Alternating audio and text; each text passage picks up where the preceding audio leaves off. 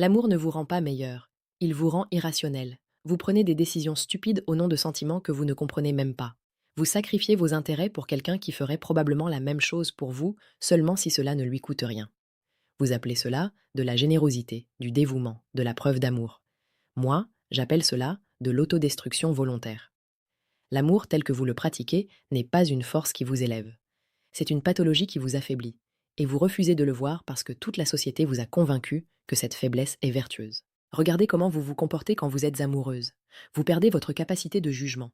Vous ignorez les signes évidents que quelque chose ne va pas. Vous justifiez l'injustifiable. Il vous manque de respect et vous trouvez des excuses. Il est distant et vous vous convainquez qu'il est simplement stressé.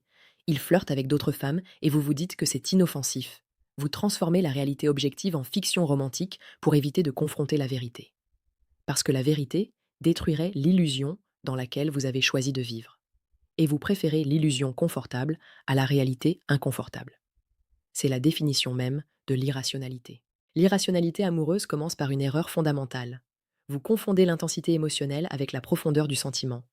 Vous pensez que parce que vous ressentez fortement quelque chose, ce sentiment est automatiquement valide et doit être suivi.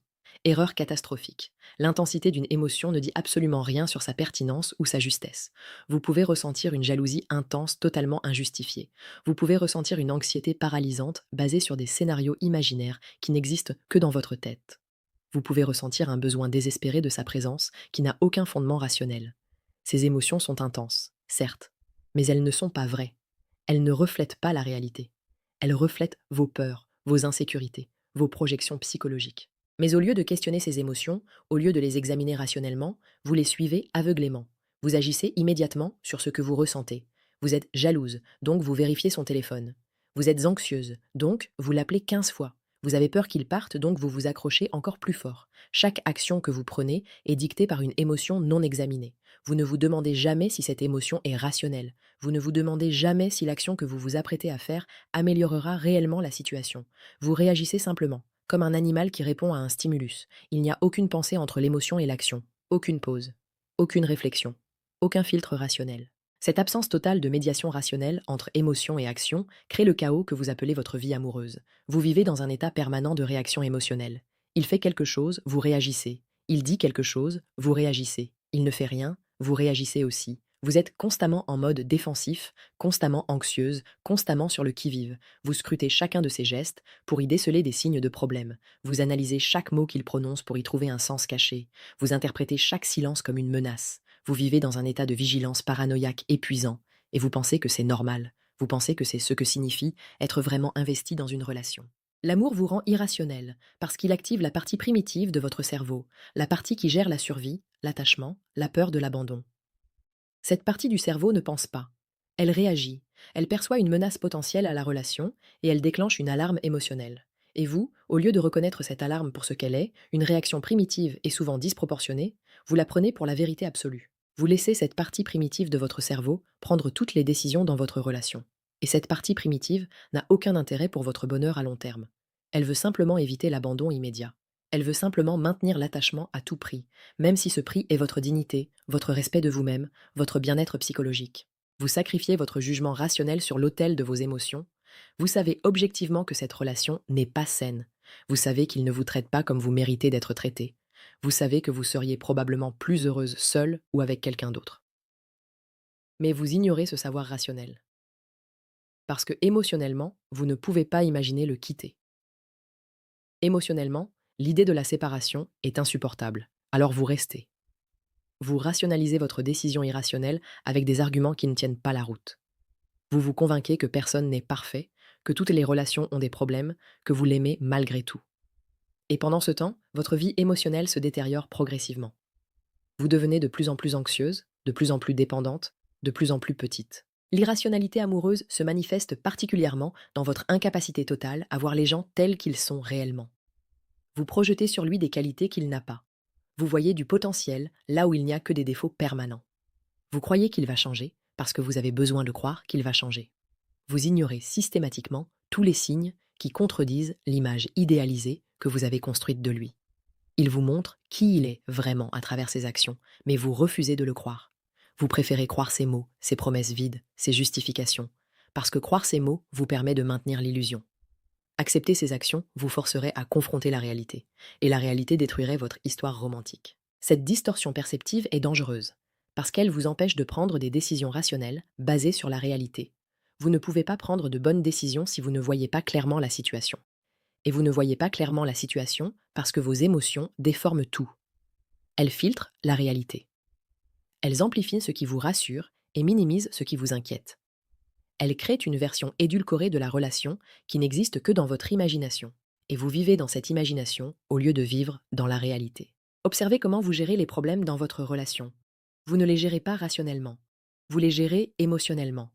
Quand il y a un conflit, vous ne vous asseyez pas calmement pour analyser objectivement la situation, identifier les vrais problèmes et négocier des solutions concrètes. Non.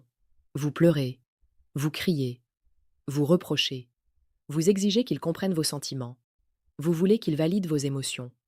Vous cherchez la réassurance émotionnelle, pas la résolution rationnelle du problème.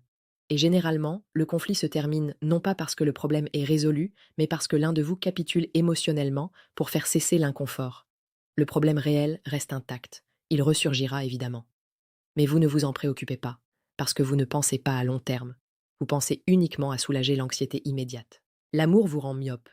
Vous ne voyez que le moment présent. Vous ne calculez pas les conséquences à long terme de vos actions. Vous lui pardonnez encore et encore parce que dans le moment, le pardon soulage la tension.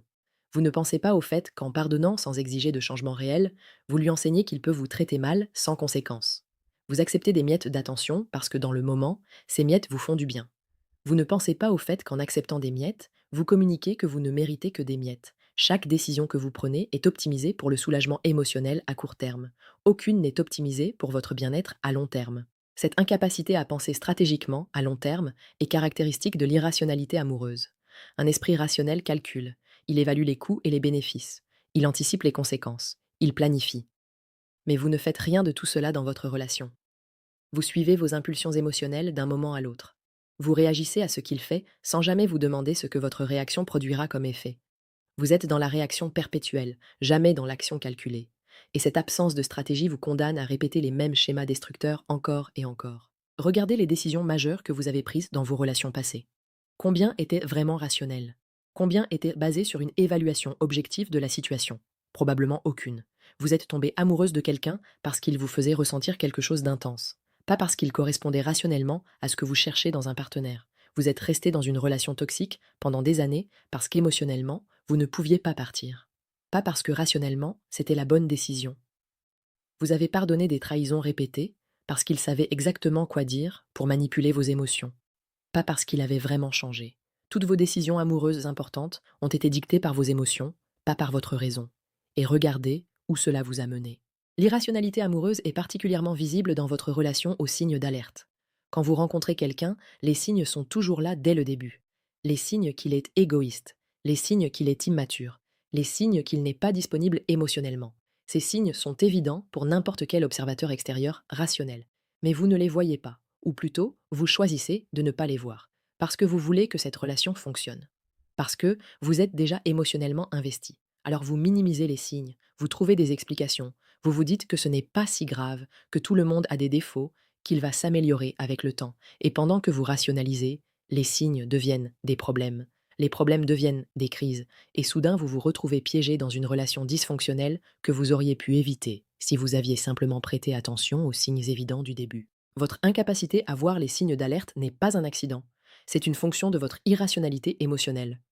Parce que voir les signes vous obligerait à agir rationnellement, à partir, à protéger vos intérêts. Mais émotionnellement, vous ne voulez pas partir. Vous voulez rester et croire que tout ira bien. Alors votre cerveau émotionnel filtre l'information. Il ne vous montre que ce qui soutient ce que vous voulez croire. Il cache ce qui contredit votre espoir. C'est un mécanisme de défense psychologique, mais c'est aussi ce qui vous maintient dans des situations destructrices. L'amour vous rend irrationnel parce qu'il transforme l'autre personne en source unique de validation. Vous ne vous sentez bien que quand il vous dit que vous êtes belle. Vous ne vous sentez valorisé que quand il vous donne de l'attention. Vous ne vous sentez en sécurité que quand il vous rassure. Votre estime de vous-même dépend entièrement de son comportement envers vous. Et cette dépendance crée une vulnérabilité massive. Parce que maintenant, il contrôle comment vous vous sentez. Il peut vous faire sentir incroyable avec un compliment. Il peut vous détruire avec de l'indifférence. Vous lui avez donné un pouvoir absolu sur votre état émotionnel. Et ce transfert de pouvoir est complètement irrationnel. Parce que votre valeur ne dépend pas de lui. Votre valeur est intrinsèque. Mais vous l'avez oublié, vous avez externalisé votre valeur. Et maintenant, vous êtes à sa merci.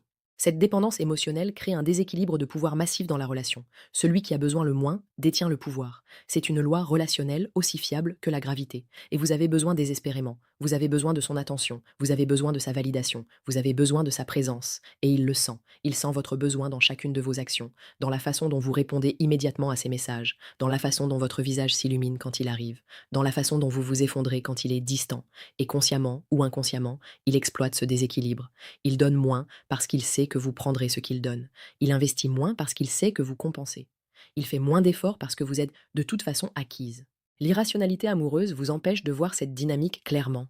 Parce que la voir clairement vous obligerait à reconnaître que vous êtes dans une position de faiblesse. Et cette reconnaissance serait insupportable pour votre ego. Alors vous vous racontez des histoires.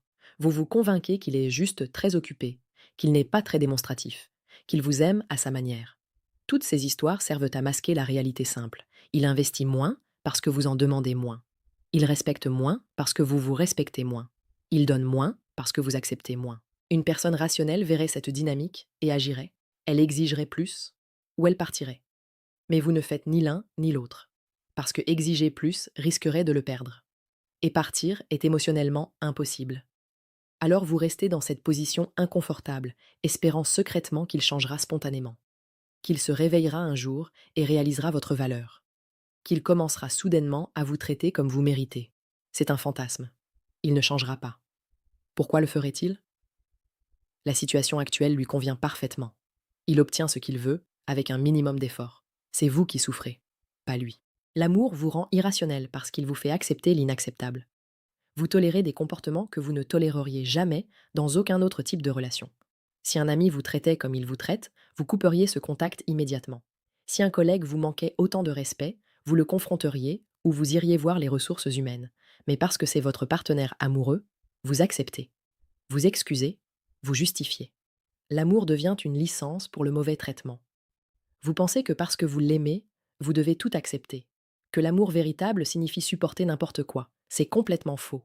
L'amour véritable exige le respect, pas la tolérance passive de l'irrespect. Votre irrationalité se manifeste aussi dans votre obsession pour la relation. Vous pensez constamment à lui. Vous analysez chaque interaction. Vous planifiez vos prochaines conversations.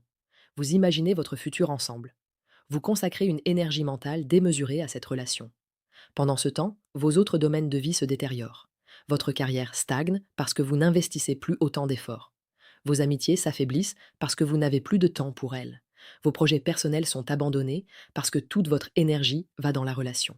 Vous avez sacrifié l'équilibre de votre vie pour une relation qui probablement ne mérite pas ce sacrifice. C'est profondément irrationnel.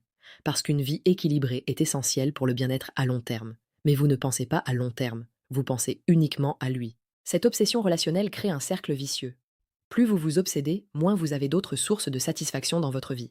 Moins vous avez d'autres sources de satisfaction, plus vous dépendez de la relation pour votre bonheur. Plus vous dépendez de la relation, plus vous devenez anxieuse et contrôlante. Plus vous devenez anxieuse et contrôlante, moins il vous respecte.